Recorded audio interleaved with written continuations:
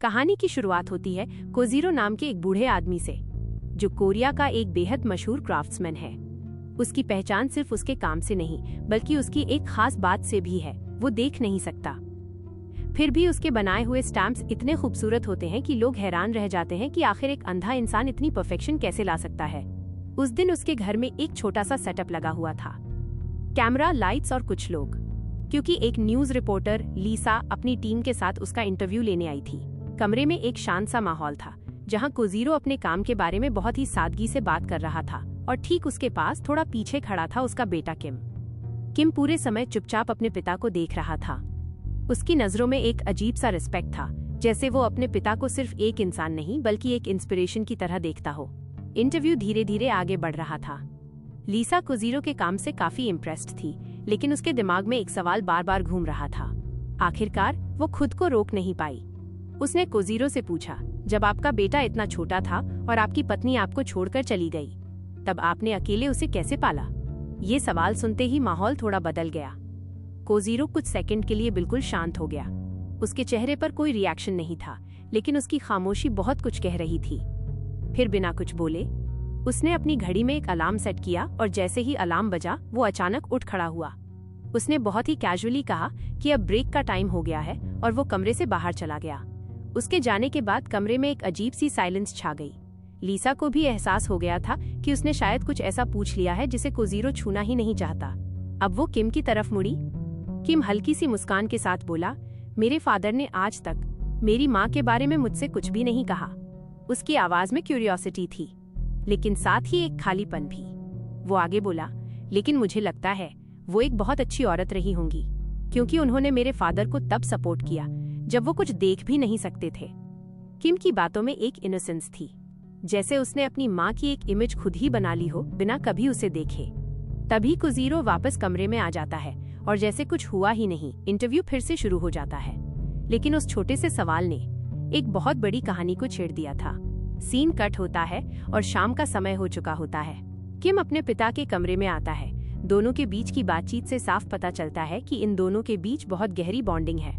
ये सिर्फ एक पिता पुत्र का रिश्ता नहीं, बल्कि दो ऐसे लोगों का साथ है जिन्होंने एक दूसरे के सहारे पूरी जिंदगी काटी है।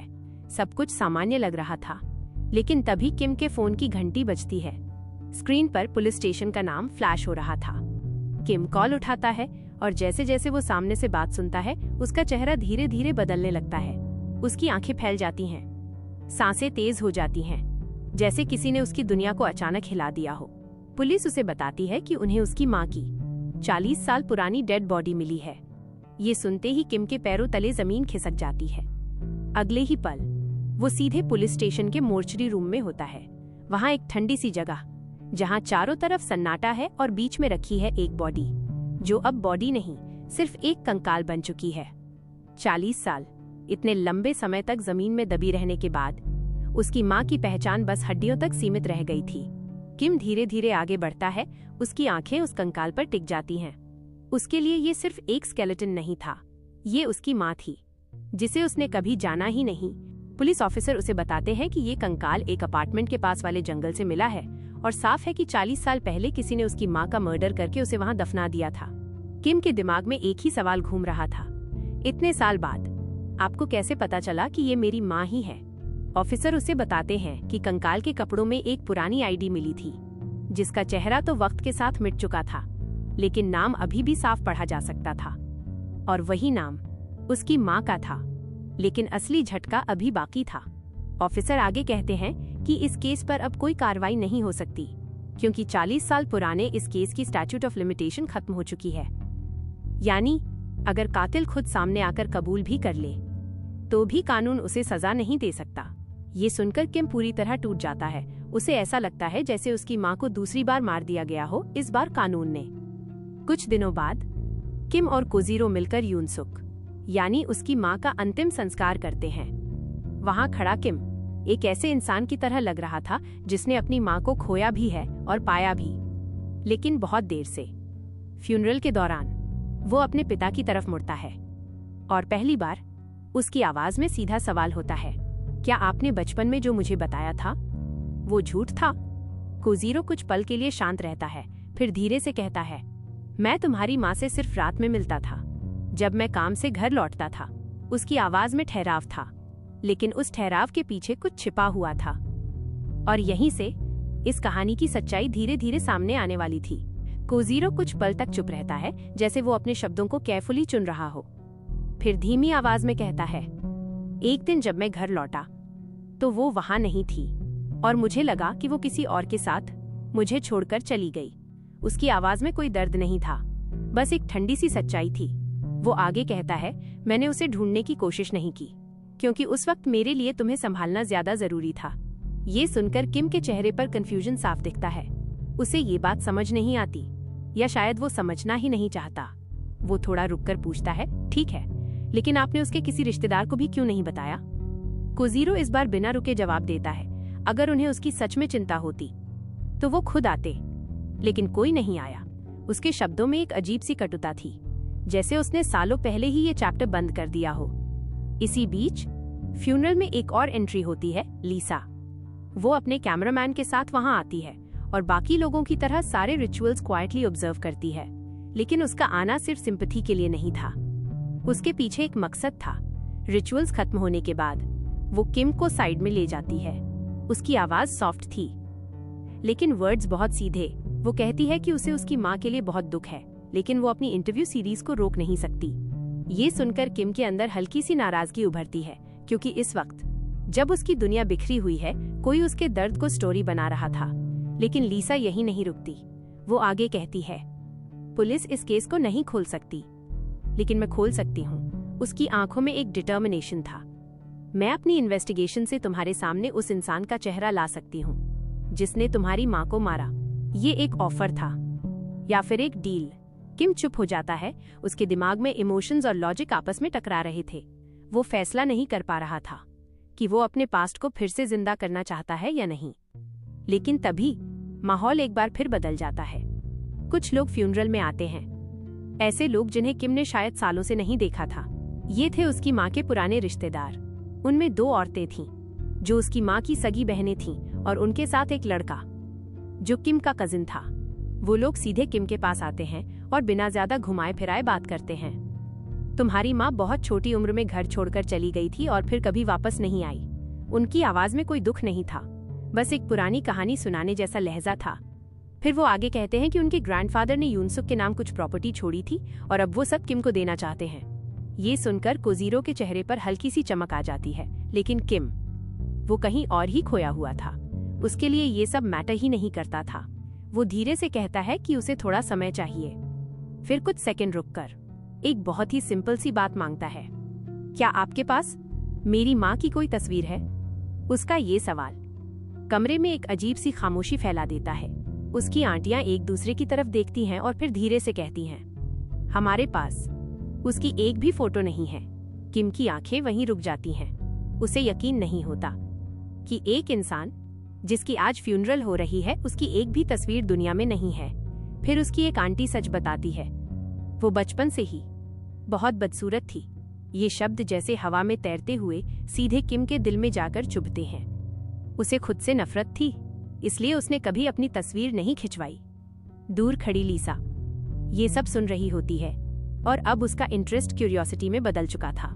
किम अब अपने रिश्तेदारों से पूछता है वो घर छोड़कर क्यों गई थी। इस बार जवाब और भी ज्यादा भारी था। उसे बताया जाता है कि एक दिन यूनसुक ने अपने ही पिता को किसी दूसरी औरत के साथ देखा था, और जब ये बात सामने आई तो सजा उस आदमी को नहीं बल्कि यूनसुक को मिली। उसे इतना मारा गया कि वो हफ्तों तक बिस्तर से उठ नहीं पाई, और जब वो ठीक हुई तो उसने हमेशा के लिए घर छोड़ दिया, सब कुछ छोड़कर, बिना पीछे देखे। किम ये सब सुनकर गुस्से से भर जाता है। गलती मेरे ग्रैंडफादर की थी, सजा मेरी माँ को क्यों मिली? लेकिन जवाब आता है, उस वक्त ये सब नॉर्मल था, बस इतना ही। ये सुनकर किम के अंदर कुछ टूट जाता है।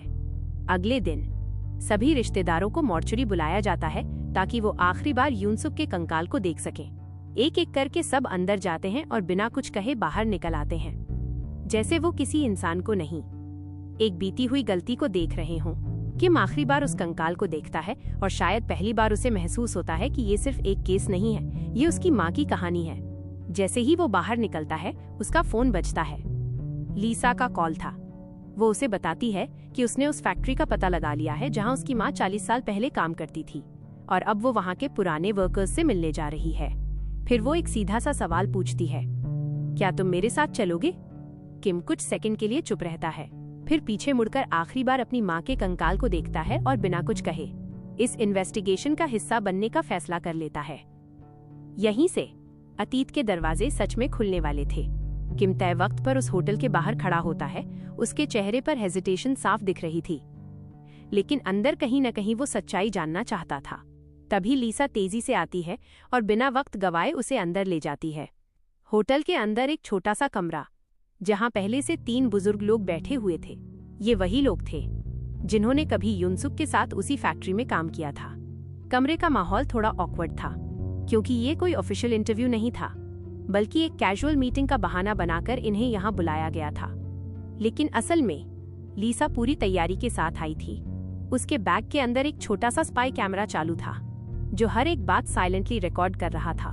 तभी उन बुजुर्गों में से एक आदमी किम की तरफ इशारा करके पूछता है, ये कौन है? लीसा बिना एक सेकंड गंवाए जवाब देती है, मेरा राइटर है, नोट्स लेने आया है। किम चुप रहता है, जैसे वो खुद को इस सिचुएशन में एडजस्ट करने की कोशिश कर रहा हो। अब इंटरव्यू शुरू होता है। लीसा सीधा सवाल करती है, आप लोग युनसुक को जानते थे? वो कैसी थी? कुछ सेकंड की चुप्पी के बाद जवाब आता है, वो दिखने में अच्छी नहीं थी। ये शब्द बहुत कैजुअली बोले गए थे, लेकिन किम के अंदर कुछ टूटने लगा था। फिर धीरे धीरे बातें और खुलने लगती हैं। फैक्ट्री में हर कोई उसका मजाक उड़ाता था। लोग उससे दूरी बनाकर रखते थे। कोई उससे दोस्ती नहीं करना चाहता था। और इतना ही नहीं, लोगों ने उसे एक बेहद घटिया निकनेम दे दिया था और उसी नाम से उसे पुकारते थे, जैसे वो इंसान नहीं, कोई मजाक हो। किम ये सब सुन रहा था और उसके लिए ये सब एक्सेप्ट करना मुश्किल हो रहा था। उसे समझ ही नहीं आ रहा था कि सिर्फ चेहरे की वजह से कोई इंसान इतना अकेला कैसे कर दिया जाता है। लेकिन फिर भी वो चुप था। अब लीसा बात को आगे बढ़ाती है, क्या कोई ऐसा आदमी था जो उससे ज्यादा इंटरैक्ट करता हो, या फिर कोई दुश्मनी? तीनों एक दूसरे को देखते हैं, फिर जवाब देते हैं, नहीं, वो अंदर से बहुत सीधी थी, किसी से कभी झगड़ा नहीं किया, यानी वो गलत नहीं थी। फिर भी उसे गलत ट्रीट किया गया। अब लीसा एक रिस्की सवाल पूछती है, फैक्ट्री के बॉस के साथ उसका रिश्ता कैसा था? बस यही सवाल माहौल बदल देता है। तीनों के चेहरे अचानक सख्त हो जाते हैं, जैसे किसी ने एक फॉरबिडन टॉपिक छेड़ दिया हो। कुछ सेकंड के लिए पूरा कमरा खामोश हो जाता है, लेकिन तभी उनमें बैठी एक महिला धीरे से बोलती है और एक नाम देती है, एक ऐसी औरत का जो इस सच के और करीब थी। कट होता है। अब लीसा और किम उस औरत के घर के बाहर खड़े हैं। दरवाजा खुलता है और सामने आती है सुजैन। अब वो उम्रदराज हो चुकी है, उसके बच्चे भी बड़े हो चुके हैं और उसी के पास बैठे हैं। इंटरव्यू शुरू होता है, लेकिन इस बार कहानी शुरू होने से पहले ही एक झटका मिलता है। सुजैन खुद कहती है, युनसुक की मौत में मेरा भी हाथ है। ये सुनकर कमरे में बैठे सभी लोग चौंक जाते हैं, खासकर उसके अपने बच्चे, जिन्हें ये बात आज तक नहीं पता थी। और फिर कहानी फ्लैशबैक में चली जाती है। एक सुनसान फैक्ट्री, रात का समय, चारों तरफ सन्नाटा। युनसुक को अचानक किसी के रोने की आवाज सुनाई देती है। वो धीरे धीरे उस आवाज की तरफ बढ़ती है और वहां जाकर देखती है सुजैन जमीन पर बैठी हुई रो रही है। युनसुक उसके पास जाती है और उससे पूछती है, क्या हुआ? सुजैन कांपती हुई आवाज में बताती है कि फैक्ट्री के बॉस कंग ने उसके साथ जबरदस्ती की है। ये सुनकर युनसुक के चेहरे पर शॉक साफ दिखता है। Cut back to present. Suzanne की आंखों में आंसू हैं और उसके बच्चे अभी भी उस सच्चाई को प्रोसेस करने की कोशिश कर रहे हैं।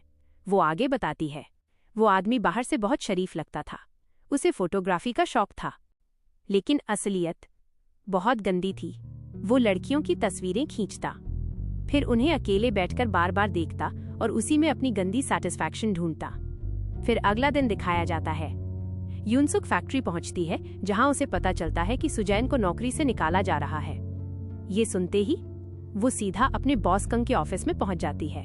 वो उससे रिक्वेस्ट करती है, उसे मत निकालिए, उसके ऊपर उसके परिवार की जिम्मेदारी है। लेकिन कंग बिल्कुल भी नहीं सुनता। वो ठंडे अंदाज में कहता है, ये मेरा फैसला है। अब यूनसुक का टोन बदल जाता है।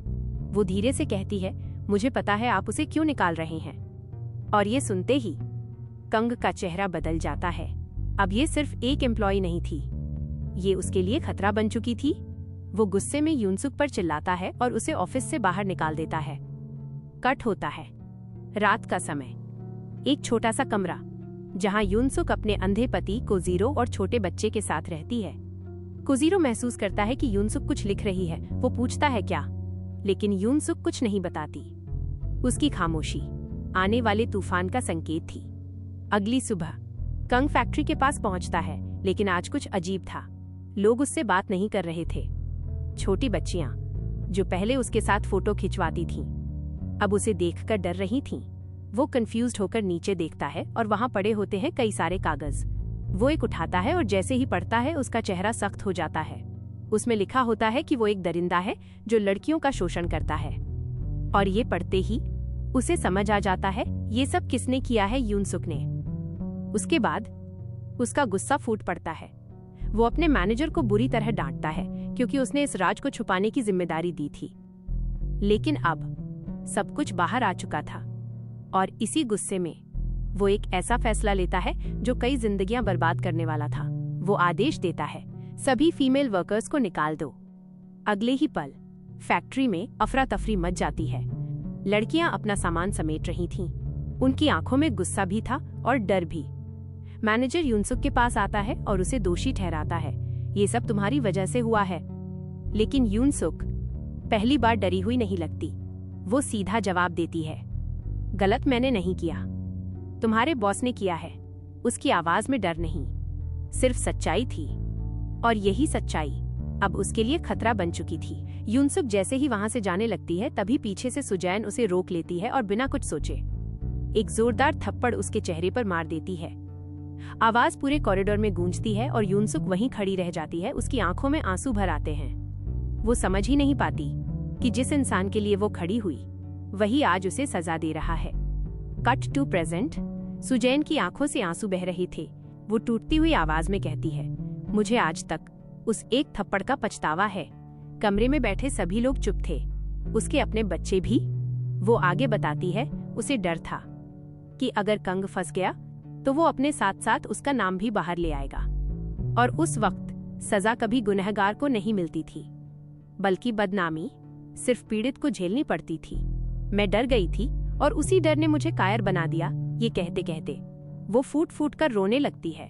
उस एक पल के लिए कमरे में मौजूद हर इंसान की आंखें नम हो जाती हैं। कट होता है। अब किम और लीसा कार में बैठे हैं। बाहर सब कुछ नॉर्मल लग रहा था, लेकिन कार के अंदर एक भारी सन्नाटा था। किम खिड़की के बाहर देख रहा था। उसके दिमाग में अभी भी वही बातें घूम रही थीं। तभी लीसा धीरे से बोलती है, मुझे फैक्ट्री के मालिक का करंट एड्रेस मिल गया है। किम उसकी तरफ देखता है, हमें उससे मिलना होगा। लेकिन इस बार किम तुरंत मना कर देता है।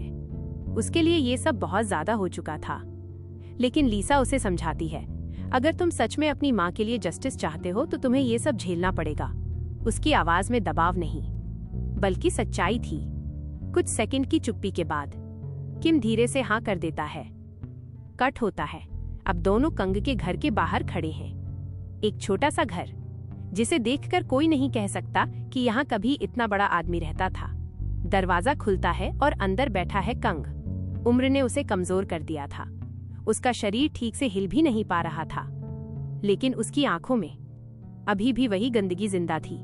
जैसे ही किम अंदर कदम रखता है, उसे एक अजीब सी बदबू महसूस होती है। और फिर उसकी नजर दीवारों पर जाती है जहां कई औरतों की नग्न तस्वीरें टंगी हुई थीं।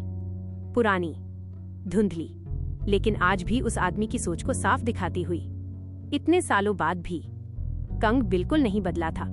ये देखकर किम का खून खौल उठता है, लेकिन वो खुद को रोक लेता है क्योंकि उसे सच चाहिए था, सिर्फ गुस्सा नहीं।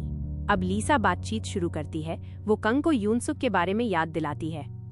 और हैरानी की बात, कंग उसे आज तक नहीं भूला था। उसकी आंखों में एक अजीब सी चमक थी, जैसे वो उस नाम को याद करके भी कुछ फील कर रहा हो। तभी लीसा सीधा सवाल करती है, आपने उसे क्यों मारा? कमरे में अचानक सन्नाटा छा जाता है। कैसे मारा? लीसा आगे जोड़ती है, अब केस बंद हो चुका है, अगर आप सच भी बोलेंगे तो आपको सजा नहीं होगी। कुछ सेकंड तक कंग चुप रहता है, फिर अचानक गुस्से में बोलता है, मैंने उसे नहीं मारा। किम और लीसा एक दूसरे की तरफ देखते हैं। फिर कंग धीरे धीरे कहता है, उसका असली कातिल उसका अंधा पति है। ये सुनते ही जैसे समय एक पल के लिए रुक जाता है। किम का चेहरा सख्त हो जाता है, उसे अपने कानों पर यकीन नहीं होता। कंग हंसते हुए कहता है, पुलिस कितनी बेवकूफ है, आज तक उसे पकड़ नहीं पाई। और फिर कहानी फ्लैशबैक में चली जाती है। उस रात जब यूनसुक कंग को धमकी देकर गई थी, उसी रात कंग ने कोजीरो को बुलाया। एक अंधेरा कमरा, टेबल पर शराब और सामने बैठा था कोजीरो। कंग उसे याद दिलाता है कि उस पर उसका कितना कर्ज है, फिर धीरे से धमकी देता है, अगर वाकई एहसान मानते हो तो अपनी बीवी को रोको। कोजीरो की आवाज कांप रही थी। वो उससे विनती करता है कि वो सब संभाल लेगा। कट होता है, वो घर लौटता है, लेकिन वो यूनसुक को कुछ नहीं बताता।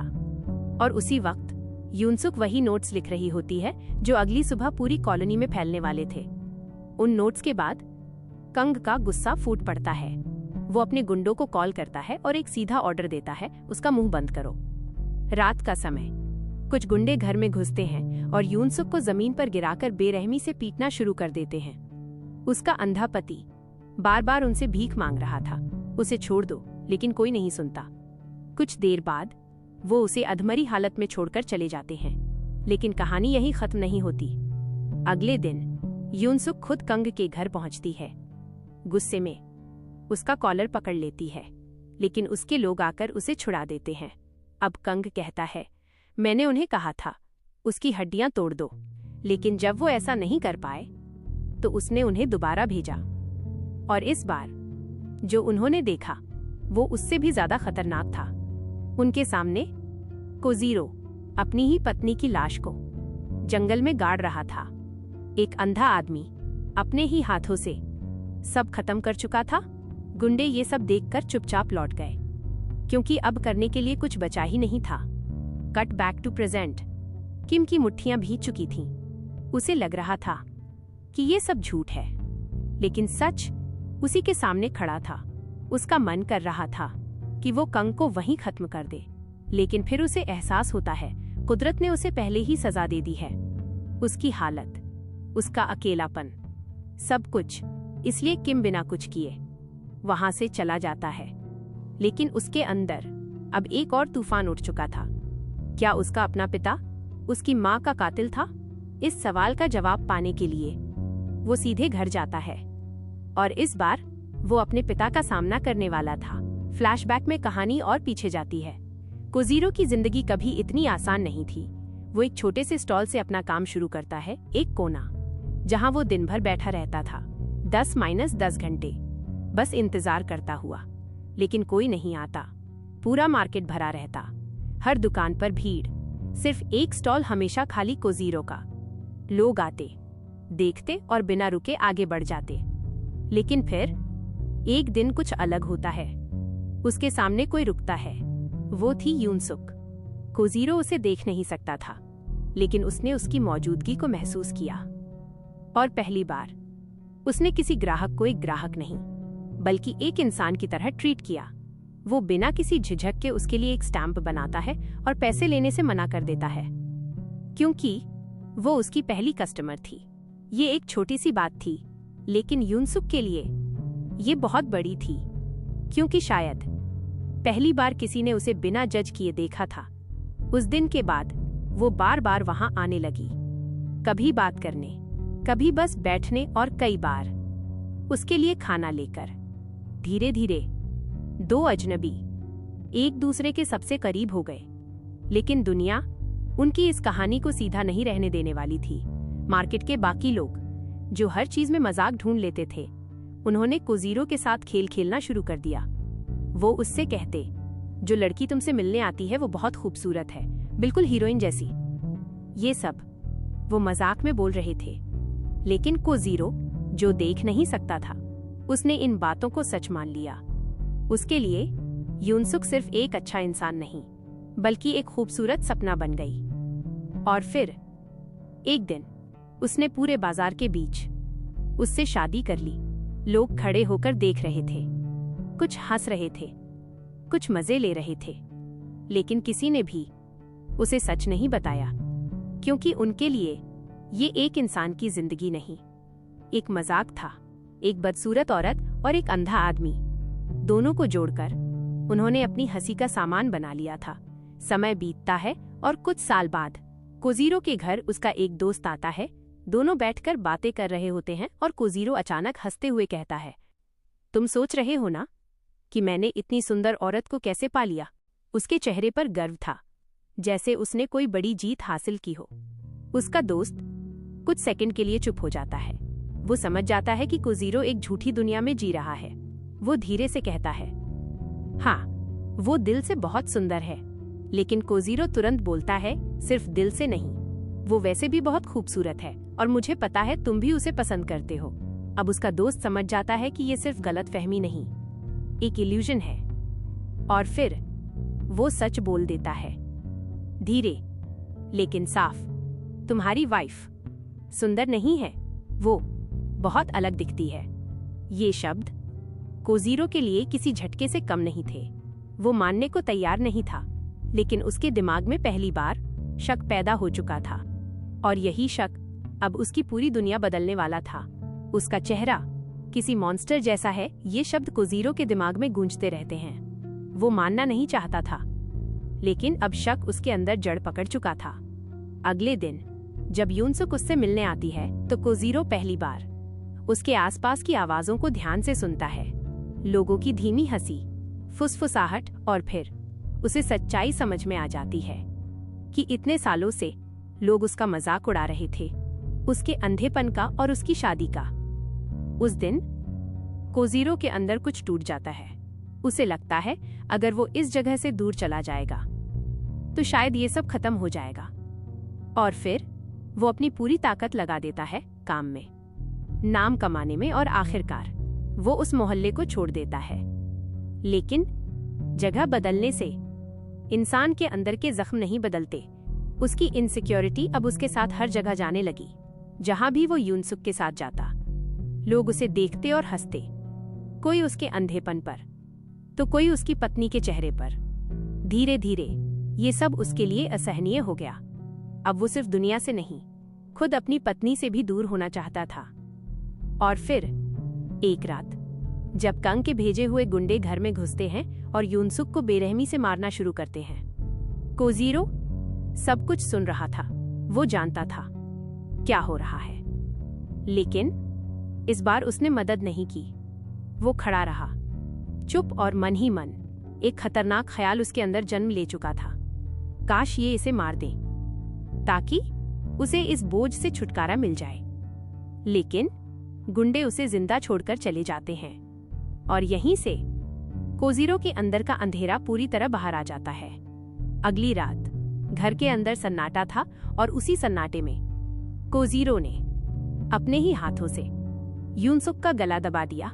वो उसे मारना नहीं चाहता था, लेकिन उस पल उसका गुस्सा, उसकी शर्म, उसका दर्द, सब कुछ एक साथ फट पड़ा। और जब उसे होश आया, सब खत्म हो चुका था। फिर वो उसकी लाश को अपने कंधों पर उठाकर जंगल तक ले जाता है और उसे जमीन के नीचे दफना देता है। उस वक्त दूर खड़े कुछ लोग सब कुछ देख रहे थे, लेकिन किसी ने कुछ नहीं कहा। कट टू प्रेजेंट, कहानी खत्म होती है, लेकिन किम के अंदर तूफान शुरू हो चुका था। उसकी आंखों में गुस्सा था, नफरत थी, और एक ऐसा दर्द जिसका कोई नाम नहीं था। कोजीरो उसे समझाने की कोशिश करता है, वो अपने अंधेपन की बात करता है, अपने साथ हुए मजाक की, लेकिन किम अब सब समझ चुका था। ये सफाई नहीं थी, ये बहाना था। वो बिना कुछ सुने अपने पिता को धक्का देता है और वहां से चला जाता है। कट होता है, किम फिर लीसा से मिलता है। लीसा उससे पूछती है, क्या तुम वाकई ये सब दुनिया को दिखाना चाहते हो? अगर ये बाहर गया तो तुम्हारे पिता की इज्जत, सब खत्म हो जाएगा। कुछ सेकंड की खामोशी, फिर किम धीरे से कहता है, हाँ, मैं तैयार हूँ। उसकी आवाज में दर्द था, लेकिन साथ ही एक फैसला भी। मैं चाहता हूँ लोग देखें कि एक इंसान को सिर्फ उसके चेहरे की वजह से कैसे जीने नहीं दिया जाता। शायद किसी की सोच बदल जाए। तभी लीसा उसे रोकती है। मुझे तुम्हें कुछ देना है। वो एक लिफाफा निकालती है और किम को थमा देती है। वो बताती है कि कंग के पास उसकी माँ की एक पुरानी फोटो थी जो उसने सालों पहले खींची थी, जब सभी वर्कर्स पहली बार फैक्ट्री आए थे, और वो फोटो आज भी उसके पास थी। इतना कहकर लीसा वहां से चली जाती है। अब किम अकेला खड़ा है, उसके हाथ में वो लिफाफा है। उसका दिल तेज धड़क रहा था। धीरे धीरे वो उसे खोलता है और जैसे ही वो फोटो देखता है उसकी आंखें भर आती हैं। उसकी सांसें रुक जाती हैं और अगले ही पल वो फूट फूट कर रोने लगता है, क्योंकि उस तस्वीर में कोई बदसूरत औरत नहीं थी। वहां एक बिल्कुल साधारण और किम जैसी दिखने वाली औरत थी, उसकी माँ, जिसे पूरी जिंदगी लोगों ने गलत नजर से देखा और उसी नजर ने उसे छीन लिया। कैमरा धीरे धीरे पीछे हटता है और किम उसी तस्वीर को सीने से लगाकर रोता रहता है। यहीं कहानी खत्म हो जाती है।